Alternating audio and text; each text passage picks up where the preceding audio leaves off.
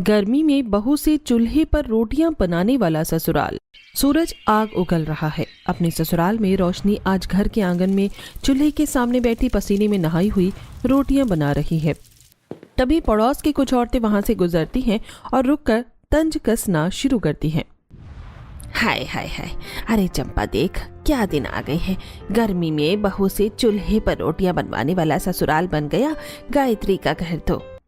हाँ जिज्जी, बड़े बड़े सपने देखे थे ढाबे वाली ने कि शहर के रईस खानदान की बहू बनकर राज करेगी, पर देख किस्मत घुमा फिरा कर फिर वही चूल्हे की रोटियों में ले आई। और नहीं तो क्या, बड़ी आई थी रानी बनकर पालकी में बैठने वाली, आखिर आ गई ना अपनी औकात पे। पड़ोसनों की बात सुनकर रोशनी की आंखों में आंसू आ जाते हैं। वो नीची नजरें किए बस रोटियां पलटती है। हे भगवान, क्या सच में मेरी वजह से इस घर की हालत हुई है? क्या मैं सच में इनके लिए अपशगुन हूँ? अरे बहू, अब रोने से क्या होगा, अपने नसीब को कोस तू। सुना है तेरे आते ही बिजनेस में आग लग गई। बस करो बिमला, अपनी जुबान को लगाम दो और अपना काम करो। अरे गायत्री बहन, हम तो बस ऐसे ही क्या, मेरी बहू ढाबे वाली थी, इसलिए आज इस मुश्किल वक्त में भी हमारा पेट पाल रही है। अगर तुम्हारी तरह कोई शहर की नाजुक नखरे वाली होती तो अब तक घर छोड़कर भाग गई होती। मेरी रोशनी इस तपती धूप में जल रही है ताकि हम भूखे ना सोए। माँ जी, आप रहने दीजिए, लोगों का तो काम ही होता है कहना, तो कहेंगे ही। कहने दे इन्हें रोशनी, जिनकी खुद की नीयत खोटी होती है, उन्हें दूसरों का संघर्ष नजर नहीं आता, तो इन पर ध्यान मत दे। और तुम लोग तमाशा देखना बंद करो और यहाँ से जाओ। बिमला और चंपा बुदबुदाती हुई वहां से चली जाती है। लेकिन सोचिए, आखिर ऐसा क्या हुआ होगा जो पड़ोसन रोशनी से ऐसा कह रही थी? क्या रोशनी अपने ससुराल के लिए मनहूस थी? आखिर क्यों उसे गर्मी में बहू से चूल्हे पर रोटियां बनवाने वाला ससुराल मिला था? ये सब जानने के लिए आपको कहानी में कुछ समय पीछे जाना होगा। 2 महीने पहले दोपहर के करीब 2 बज रहे हैं और सूरज आसमान से आग की गोली बरसा रहा है। हाईवे की सड़कें कोयले जैसी गर्म है। किशोर अपने दोस्त राकेश के साथ अपनी मर्सिडीज में अपनी कंस्ट्रक्शन साइट पर जा रहा है। भाई किशोर, तू तो पागल कर देगा। एसी फुल पर चल रहा है, फिर भी ऐसा लग रहा है कि जैसे गाड़ी के अंदर ही आग जल रही हो। और कितनी दूर है ये तेरी नई कंस्ट्रक्शन साइट? बस राकेश, 10-15 किलोमीटर और कंस्ट्रक्शन का काम है भाई। ऑफिस में बैठकर नहीं होता, धूल और धूप तो सहनी ही पड़ेगी। ओए देख, वो सामने कमला का देसी ढाबा लिखा है। भाई गाड़ी रोक, गला सूख के कांटा हो गया है, कुछ ठंडा पीते हैं वरना मैं यहीं पे बेहोश हो जाऊंगा। चल ठीक है, वैसे भी भूख लग रही है, देखते हैं इन ढाबों पर कुछ ढंग का मिलता है या नहीं। किशोर गाड़ी रोकता है। दोनों दोस्त उतरकर ढाबे की तरफ बढ़ते हैं। भाई क्या खाने की खुशबू आ रही है, जैसे शहर के 5 स्टार होटल्स में भी ऐसी भूख जगाने वाली महक नहीं आती। ओ भाई, कोई है? जरा 2 ठंडी कोल्ड ड्रिंक लाना और पानी की बोतल। अरे आया साहब आया। रोशनी बेटा, साहब के लिए जरा ठंडा पानी ले जा। जी काका। रोशनी हाथ में स्टील का जग और गिलास लेकर आती है। उसके चेहरे पर पसीना है, हाथ आटे से सने हुए हैं और दुपट्टा सिर पर बंधा है। जैसे ही रोशनी पानी रखने के लिए झुकती है, किशोर की नजर उस पर पड़ती है। किशोर बस उसे देखते ही रह जाता है। लीजिए साहब, पानी पीजिए, बहुत तेज धूप है बाहर। 2 मिनट अंदर बैठ जाइए आप, शरीर ठंडा हो जाएगा। हाँ, सुकून मिल गया। ओ बहन, खाने में क्या है? कुछ जल्दी बन जाएगा? साहब, यहाँ जल्दी वाला काम नहीं है, जो मिलेगा ताज़ा मिलेगा। अभी चूल्हा सुलग रहा है, बाजरे की रोटी और लहसुन की चटनी खिला सकती हूँ, क्योंकि सब्जी बनाने में थोड़ा समय लगेगा। कितनी सादगी है इसकी बातों में। इतनी गर्मी में चूल्हे के पास खड़ी है, फिर भी चेहरे पर कोई शिकन नहीं है। ओए कहाँ खो गया? रोटी खानी है या हवा? हाँ हाँ बिल्कुल, रोशनी जी हम इंतजार कर रहे हैं, आप ले आइए। रोशनी मुस्कुराकर वापस चूल्हे की तरफ मुड़ जाती है और थोड़ी देर बाद ताज़ी फूली हुई बाजरे की रोटियां और लहसुन की लाल चटनी की थाली लेकर आती है। लीजिए साहब, गर्मा गर्म रोटियां हैं, मक्खन के साथ खाइएगा, स्वाद और सेहत दोनों के लिए अच्छा है। वाह, वाकई लाजवाब। राकेश, ऐसी रोटी तो मैंने आज तक नहीं खाई। सही कह रहा है भाई, शहर के महंगे रेस्टोरेंट भी फेल हैं इसके आगे। ओ बहन, जादू है तुम्हारे हाथों में। शुक्रिया साहब। खाना खाने के बाद किशोर और राकेश अपनी साइट पर चले जाते हैं, लेकिन किशोर का मन वहीं उस ढाबे पर रोशनी की सादगी में अटका रह जाता है। रात को जब वो घर पहुंचता है, बेटा किशोर, हाथ मुंह धोकर जल्दी आ जा, आज तेरी पसंद के पनीर के पराठे और मलाई कोफ्ता बनाया है। नहीं माँ, मुझे भूख नहीं है। आज बाहर ही कुछ देसी खाना खा लिया था, पेट अभी तक भरा हुआ है। बाहर? तुझे तो घर के खाने के बिना चैन नहीं पड़ता था। ऐसा क्या खा लिया बाहर जो अपनी माँ के हाथ का कोफ्ता भी मना कर रहा है? बस माँ, कंस्ट्रक्शन साइट पर गया था तो एक ढाबे पर चूल्हे की ज़्यादा रोटियां खा ली थी, इसलिए पेट अभी तक भरा हुआ है। चल ठीक है, एक काम कर, दूध पीकर सो जाना, ठीक है? नींद अच्छी आ जाएगी। रात गुजर जाती है। अगले दिन किशोर अपनी गाड़ी को फिर से उसी ढाबे की ओर मोड़ देता है। फिर वही, अबे किशोर, हमारी साइड का काम तो पूरा हो गया ना, तो अब फिर ढाबे पर क्यों जा रहा है? कल ही तो खाया था वहाँ। आज तो कम से कम शहर की तरफ चल, मुझे वो नया पिज्ज़ा ट्राई करना था। भाई पिज़्ज़ा तो रोज़ मिलता है, पर वो चूल्हे की रोटी और वो सादगी रोज़ नहीं मिलती। अरे चुपचाप चल, आज मेरा मन वही चटनी रोटी खाने का है। इसी तरह देखते ही देखते 15 दिन बीत जाते हैं। किशोर हर रोज किसी न किसी बहाने से ढाबे पर रुकता, कभी पानी पीने के लिए, कभी रास्ता पूछने के लिए, तो कभी बस रोशनी को एक नज़र देखने के लिए। और 15 दिन बाद, अरे बस बहुत हो गया किशोर, मैं पिछले 15 दिन से देख रहा हूँ तुझे रोटियों से ज्यादा उस लड़की को देखने में दिलचस्पी है। ढाबे का खाना तो एक बहाना है। यार राकेश, पता नहीं क्या है, पर जब मैं उसे मुस्कुराते हुए काम करते देखता हूँ तो मुझे कुछ कुछ होता है। लगता है मुझे वो पसंद आने लगी है भाई। अरे पागल हो गया है तू? एक बड़ा इतना कॉन्ट्रैक्टर और वो एक ढाबे वाली, दिमाग ठिकाने पर है? समाज परिवार सब जगह नाक कट जाएगी तेरी। नाक तब कटती है जब नीयत खराब हो। अब तो मेरी बीवी और मेरे घर की बहू तो रोशनी ही बनेगी। चल तू ढाबे पर। किशोर गाड़ी रोक कर सीधा रोशनी के पास जाता है। रोशनी चूल्हे के पास खड़ी लकड़ियां ठीक कर रही होती है। रोशनी जी, मुझे आपसे बहुत ज़रूरी बात करनी है। साहब, कुछ कमी रह गई क्या खाने में? आप बताइए, मैं अभी ठीक कर देती हूँ। कमी खाने में नहीं, मेरी ज़िंदगी में है। रोशनी, मैं तुम्हें पसंद करने लगा हूँ। साहब, ये क्या पागलपन है? आप बड़े घर के साहब हैं। मेरा हाथ छोड़िए, लोग देखेंगे तो क्या कहेंगे?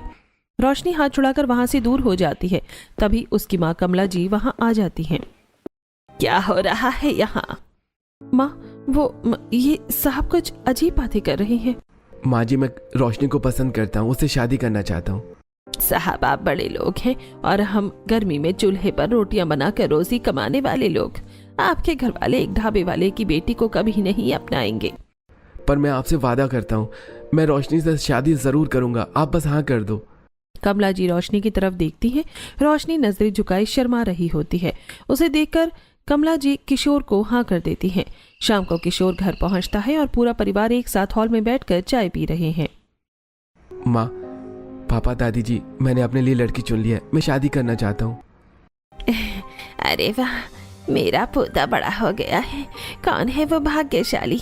किसी बड़े बिल्डर की बेटी है क्या? बता बेटा, किसका खानदान है? वो एक ढाबा चलाती है अपनी माँ के साथ, हाईवे पर। रोशनी नाम है उसका। बहुत संस्कारी और मेहनती लड़की है। क्या, एक ढाबे वाली? किशोर, तेरा दिमाग तो ठिकाने पर है। शहर के बड़े बड़े घरानों से रिश्ते आ रहे हैं तेरे लिए, और तू हमें एक ढाबे वाली की चौखट पर ले जाएगा? समाज में हमारी कुछ इज्जत है किशोर, लोग थूकेंगे हम पर कि हमारी बहू ढाबे से आई है। माँ, आपको पता है वो इतनी टेस्टी चूल्हे की रोटी बनाती है कि आपको खाकर मज़ा आ जाएगा। अगर आप एक बार उसके हाथ की रोटियाँ खा लेंगी ना, तो आप भी उसको पसंद करने लगेंगी। तो क्या चूल्हे की रोटी खाकर मैं एक ढाबे वाली को अपने घर की बहू बना लूं? दिमाग ठिकाने पर है तेरा? माँ, वो हमारा घर भी स्वर्ग बना देगी। और अगर आप लोग नहीं माने तो मैं कभी शादी नहीं करूँगा। आप अपने इस इकलौते बेटे को कुंवारा ही देखना चाहती हैं तो ठीक है। किशोर अपने पैर पटकते हुए अपने कमरे में चला जाता है और जोर से अपने कमरे का दरवाजा बंद कर लेता है। अरे गायत्री, देख लड़का अड़ गया है। अगर लड़के ने अपने आप को कुछ कर लिया तो हम कहाँ मुंह दिखाने रह जाएंगे। हाँ, अम्मा जी सही कह रही हैं गायत्री। जवानी का जोश है, होश खो देता है। अगर तुम्हें अपना लड़का प्यारा है तो अपनी जिद छोड़नी पड़ेगी।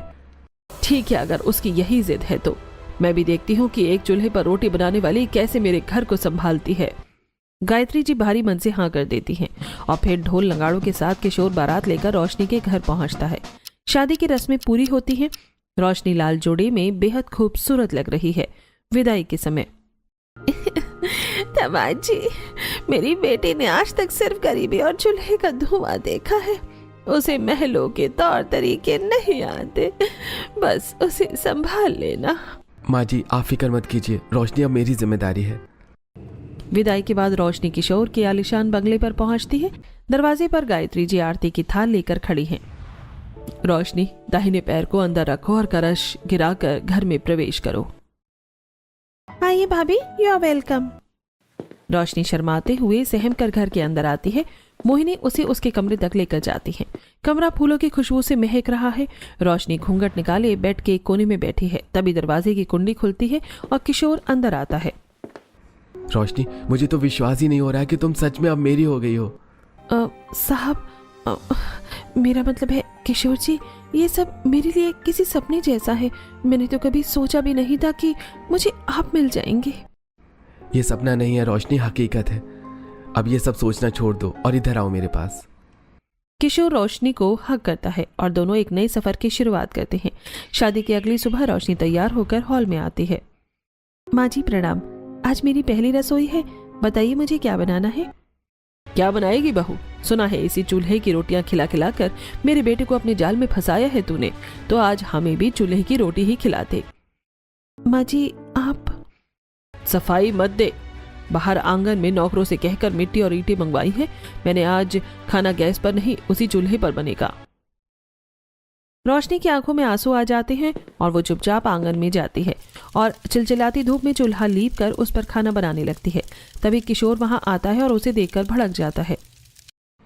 माँ, ये क्या तमाशा है? इस चिलचिलाती गर्मी में रोशनी बाहर चूल्हे पर खाना क्यों बना रही है? घर में चिमनी और एसी वाली रसोई किस लिए है?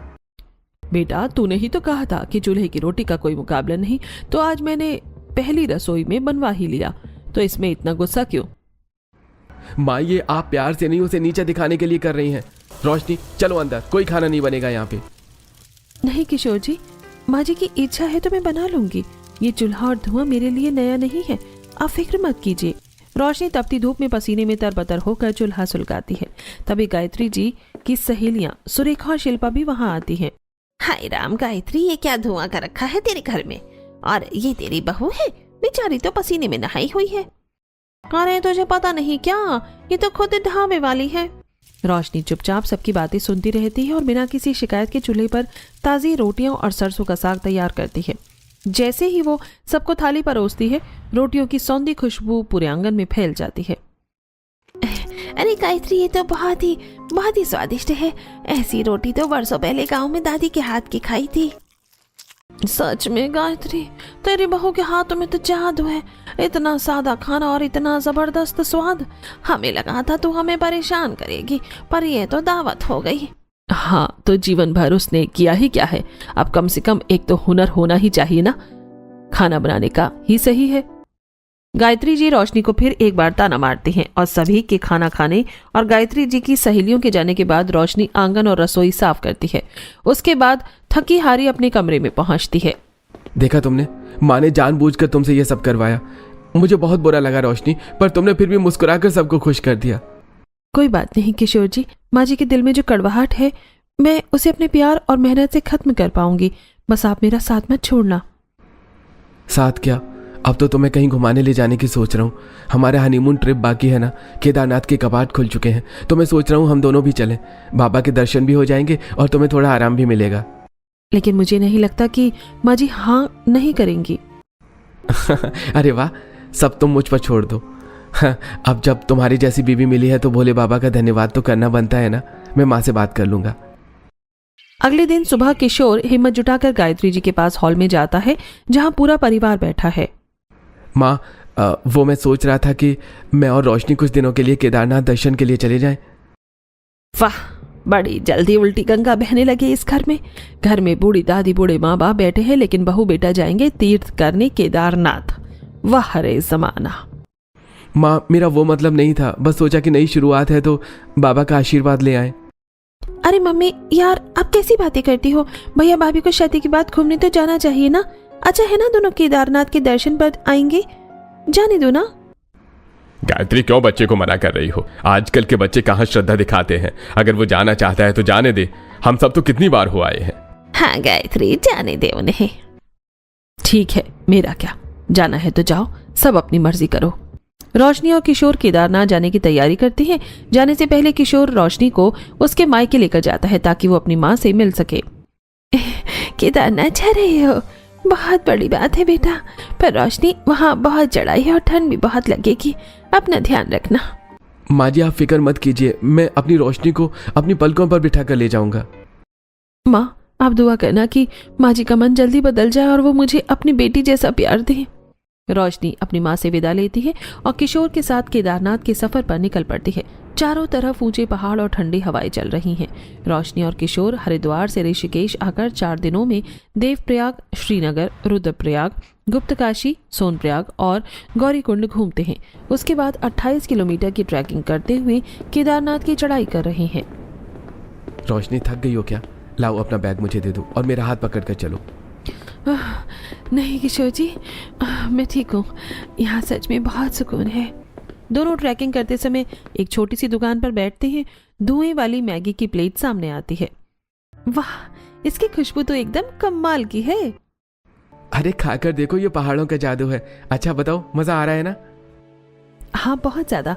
बस अब दर्शन हो जाए तो फिर मेरा तो सपना ही पूरा हो जाएगा, बचपन का, केदारनाथ जाने का। रात का समय है, बाहर बर्फ गिर रही है। दोनों ट्रैकिंग के बीच में एक छोटे से तंबू में ठिठुर रहे हैं।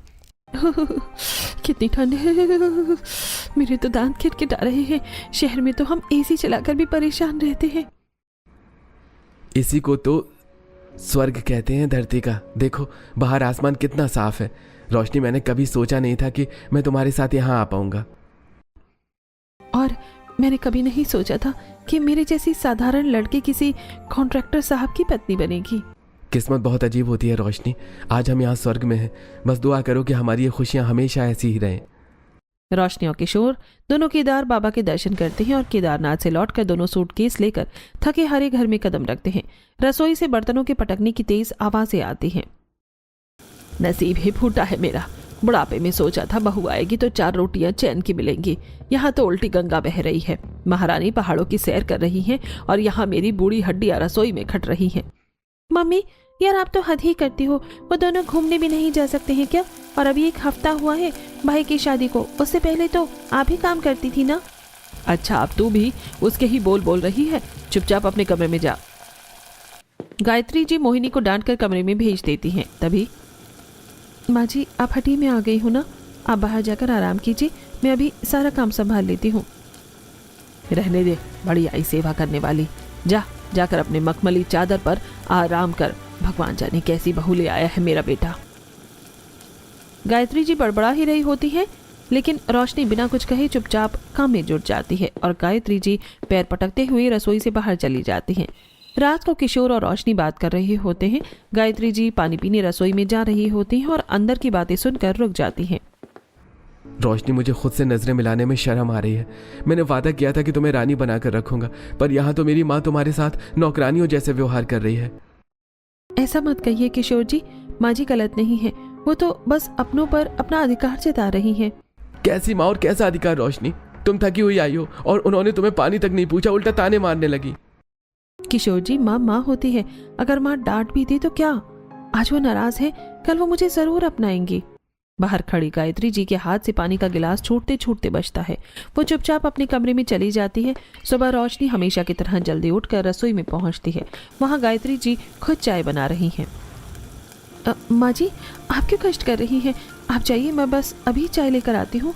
नहीं रोशनी, बैठ जा। कल तो बहुत थकी हुई आई थी ना, आज की चाय मैं पिलाऊंगी अपनी बहू को। माँ जी आप कुछ गलती हो गई है क्या मुझसे? गलती मुझसे हुई थी बेटा। मैं तो अपनी ईगो और स्टेटस के चक्कर में एक हीरा पहचान ही नहीं पाई। गायत्री जी रोशनी को गले लगा लेती हैं। रात के समय घर पूरा परिवार हॉल में बैठा है। अचानक वोल्टेज फ्लक्चुएट होता है और पूरे बिजली गुल हो जाती है। घर में अंधेरा छा जाता है। अरे यार, लाइट को भी अभी जाना था। इन्वर्टर पर भी एसी नहीं चलेगा, पूरा कमरा भट्टी की तरह तप रहा है। भाई मुझे तो एक पल भी नहीं बैठा जा रहा, मेरा तो दम घुट रहा है इस गर्मी में।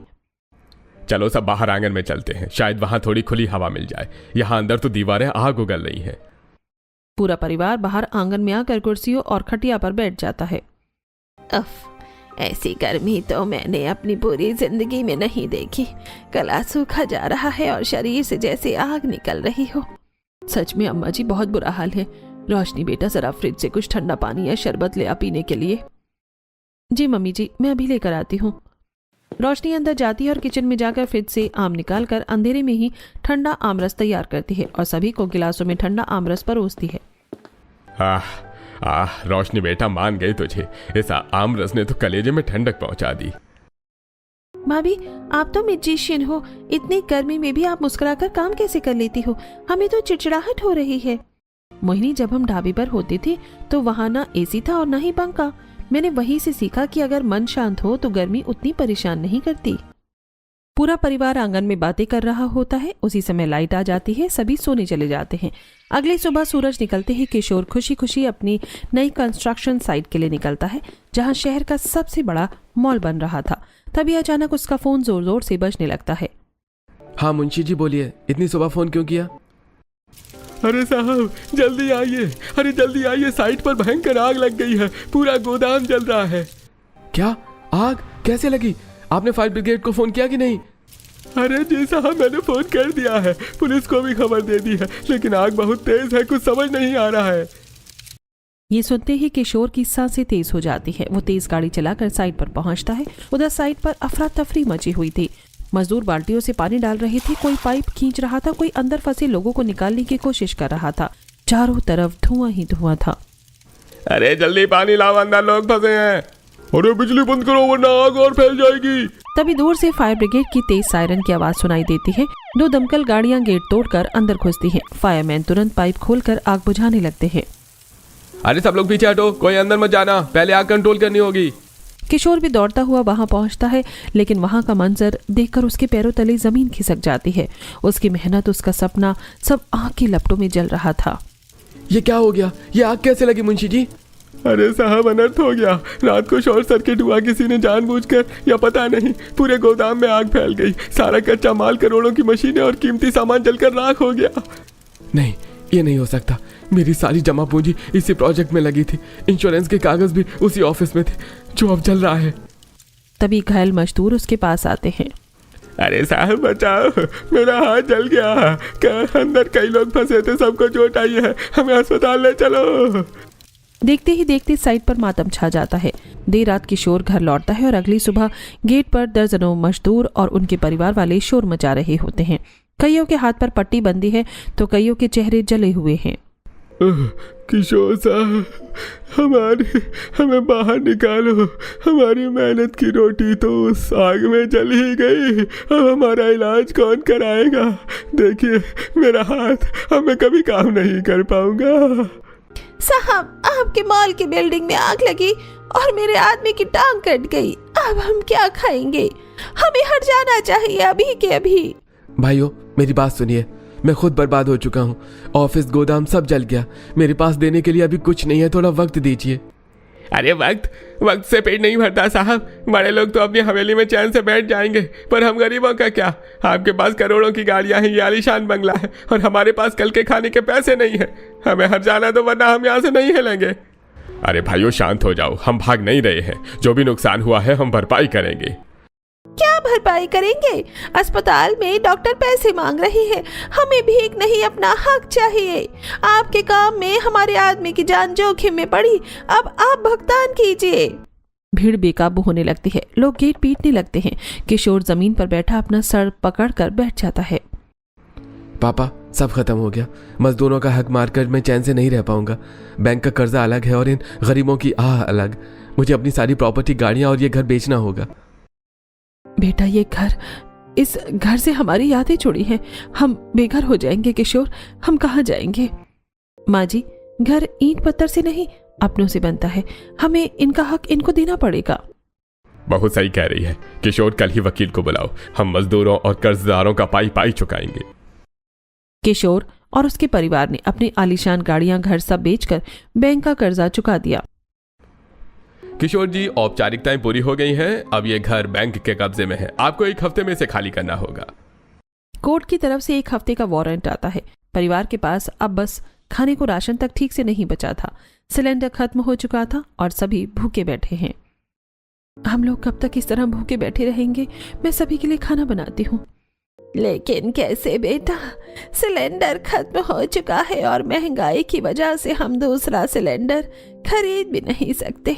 लेकिन मैं चूल्हे पर खाना बना सकती हूँ। नहीं रोशनी, तुम चूल्हे पर खाना नहीं बनाओगी। जब मैंने इतना कुछ कर लिया है तो एक सिलेंडर का इंतजाम भी कर ही लूंगा। आप चिंता क्यों करते हैं? मुसीबत में परिवार ही एक दूसरे का साथ निभाता है। आप फिक्र मत कीजिए, मैं कर लूंगी। रोशनी आंगन में बैठकर तपती दोपहर में पसीने में भीगी हुई चूल्हे के सामने बैठी है और पड़ोस की औरतें उसे ताना मारने आ जाती हैं। गायत्री जी पड़ोसन को वहां से भगा देती हैं। रात को खाना खाते समय पूरा परिवार चिंता में बैठा हुआ है। अगले दिन उन्हें घर खाली करना था। गायत्री, मैंने फैसला कर लिया है, शहर में अब हमारा कुछ नहीं बचा। हम अपने गांव चलेंगे। मेरी छोटी बहन विमला वहीं रहती है। मुसीबत में भाई बहन ही तो एक दूसरे का सहारा बनते हैं। पर जी, इतने सालों से हम गांव नहीं गए हैं। अब इस हाल में जाएंगे तो क्या वो लोग हमें अपनाएंगे? और विमला के पति वो थोड़े कड़क मिजाज के हैं। अरे आखिर सगा भाई हूँ उसका, बचपन में साथ खेले हैं, वो मना नहीं करेगी। तुम फिक्र मत करो, कल सुबह हम पहली बस से गांव निकलेंगे। पूरा परिवार थका हारा गांव पहुंचता है। विमला बुआ उन्हें देखकर हैरान होती हैं। भैया भाभी, मैंने तुम्हारी फैक्ट्री और कंस्ट्रक्शन साइट की जलने और बर्बाद होने के बारे में सुना। तुमने अच्छा किया जो यहाँ आ गए। जब तक सब ठीक नहीं होता आप यहीं रहिए। पूरा परिवार विमला जी के घर में रुक जाता है। 4-5 दिन तो सब ठीक चलता है, पर धीरे धीरे फूफा जी के तेवर बदलने लगते हैं। एक दिन रात को फूफा जी गुस्से में विमला बुआ से बात कर रहे हैं। कमरे के बाहर रोशनी उनकी बातें सुन लेती है। अरे विमला, ये तमाशा कब तक चलेगा है? तेरे भाई भाभी पूरी पलटन लेकर यहाँ आ गए हैं। हमारा खुद का खर्चा नहीं निकल रहा है, ऊपर से इन 5-6 लोगों का बोझ। अरे मेरे सगे भाई हैं, मुश्किल में आए हैं, कैसे कह दूं जाने को। हाँ, जब करोड़पति थे तब तो हमें पूछते नहीं थे। तब तो हम गांव वाले गंवार थे इनके लिए। अब जब रोड पर आ गए तो बहन याद आ गई। विमला, साफ साफ कह दे इन्हें, यहाँ कोई लंगर नहीं चल रहा है। रोशनी फूफा जी की सारी बातें सुनकर दुखी होती है और अंदर आकर सबको हकीकत बताती है। गायत्री जी की आंखों में आंसू आ जाते हैं। देख लिया जी, मैंने कहा था ना, गरीबी में अपनी परछाई भी साथ छोड़ देती है। आज हम अपनी ही ननद के घर में बोझ बन गए हैं। मैंने कभी नहीं सोचा था कि राम प्रसाद ऐसी बातें करेगा। बस अब एक पल भी यहाँ नहीं रुकना, अपनी इज्जत नीलाम नहीं करना है। पापा, आप सही कह रहे हैं, हम कल ही यहाँ से निकल जाएंगे। मैंने गांव के बाहर एक छोटा सा कमरा देखा है, पुराना है, पर हम मेहनत करेंगे तो उसे भी घर बना लेंगे। हाँ, पराया महल हो या सगे का घर, मांग कर खाना सबसे बड़ी जिल्लत है। हम मेहनत करेंगे और अपनी मेहनत की कमाई खाएंगे। सुबह सुबह परिवार अपना झोला उठाकर तैयार खड़ा है। विमला, बहुत दिन रह लिए तुम्हारे यहाँ, अब हमें इजाजत दो। हमने अपना इंतजाम कर लिया है। अरे भैया, इतनी जल्दी क्या है? जल्दी बहुत है विमला, क्योंकि बोझ ज्यादा देर तक ढोया जाए तो हड्डियां टूट जाती हैं। हम जा रहे हैं। परिवार स्वाभिमान के साथ वहां से निकल जाता है और गांव के कोने में एक पुरानी झोपड़ी किराए पर लेता है। घर में न बिजली है न सिलेंडर। रोशनी ने ईंटों से एक चूल्हा बनाया है। वो पसीने में तरबतर होकर रोटियां बना रही है। बेटा, तूने सच कहा था, महलों में वो सुकून नहीं था जो तेरी इन चूल्हे की रोटियों में है। तूने हमें भूखा नहीं मरने दिया। किशोर, हमें शहर जाना होगा। हाथ पर हाथ धरकर बैठने से कुछ नहीं होगा। हम ट्रेन से शहर जाएंगे, उस ब्लास्ट की वजह का पता लगाएंगे। मुझे सुनने में आया है कि यह हमारी किसी दुश्मन का काम है। सुनील जी और किशोर रोज सुबह की ट्रेन पकड़ते हैं। दिन भर शहर में अपना कंस्ट्रक्शन साइट विजिट करते हैं। किशोर शहर में रहकर छुपकर राकेश की मदद से उस आग की सच्चाई का पता लगाता है। और कुछ दिन बाद, किशोर, मिल गया सुराग? देख, उस रात के सीसीटीवी फुटेज में तेरा वो पुराना प्रतिद्वंदी बिल्डर खन्ना और उसका आदमी गोदाम के पास दिख रहे हैं। उन्होंने शॉर्ट सर्किट का नाटक करके आग लगवाई थी। मुझे पता था खन्ना मेरा माल प्रोजेक्ट हड़पना चाहता है, इसीलिए उसने मजदूरों को भी भड़काया ताकि मैं घर बेचने पर मजबूर हो जाऊं। साहब, मुझे उन्होंने डराया था, पर आपकी ईमानदारी देखकर मेरी आत्मा जाग गई। मैं पुलिस के सामने गवाही दूंगा कि आग खन्ना के आदमियों ने लगाई थी। गांव में शाम का समय है। रोशनी चूल्हे पर सबको गर्मा गर्म खाना खिला रही है। तभी किशोर धूल में सना हुआ चेहरे पर चमक लिए दौड़ता हुआ भागा आता है। माँ, पापा, रोशनी, न्याय हो गया। पुलिस ने खन्ना को गिरफ्तार कर लिया है। उसने अपनी साजिश कबूल कर ली है। कोर्ट ने आदेश दिया है कि हमारी सारी प्रॉपर्टी और बिजनेस हमें वापस मिले और खन्ना हमें भारी हर्जाना दे। क्या कह रहा है बेटा? क्या हमें हमारा घर वापस मिलेगा? हाँ पापा, हम जीत गए। किशोर और उसका परिवार कोर्ट में केस लड़ते हैं और जीत जाते हैं और वापस शहर आते हैं। किशोर अब फिर से शहर का सबसे बड़ा बिल्डर बन चुका है। सब कुछ वापस मिलने के बाद किशोर अपनी पहली कमाई से पूरे परिवार को 4 धाम की यात्रा पर ले जाता है। पहाड़ों की ठंडी हवाओं के बीच रोशनी एक छोटा सा चूल्हा बनाकर उस पर खाना बना रही है। रोशनी, अब तो हमारे पास सब कुछ। शहर के बड़े होटल में रुक सकते थे, तुम फिर यहाँ पहाड़ों की ठंड में चूल्हे के सामने बैठ गई। किशोर जी, ये चूल्हा ही तो हमारी जीत का प्रतीक है। मैं आज इसी चूल्हे की गर्म रोटियों का भोग ही भगवान को चढ़ाऊंगी। बिल्कुल सही कहा बहू ने। आज हम 4 धाम की यात्रा पर सिर्फ दर्शन करने नहीं आए, बल्कि इस अन्नपूर्णा को धन्यवाद देने आए हैं जिसने हमारे बुरे वक्त में चूल्हा बुझने नहीं दिया। आज मैं गर्व से कहती हूँ कि मुझे मुश्किल वक्त में साथ निभाने वाली बहू मिली है। गाना सास बहू एक दूसरे को गले लगती हैं। शंख और घंटों की गूंज के बीच पूरा परिवार हाथ जोड़कर खड़ा है। हे भगवान, बस ये साथ हमेशा बना रहे।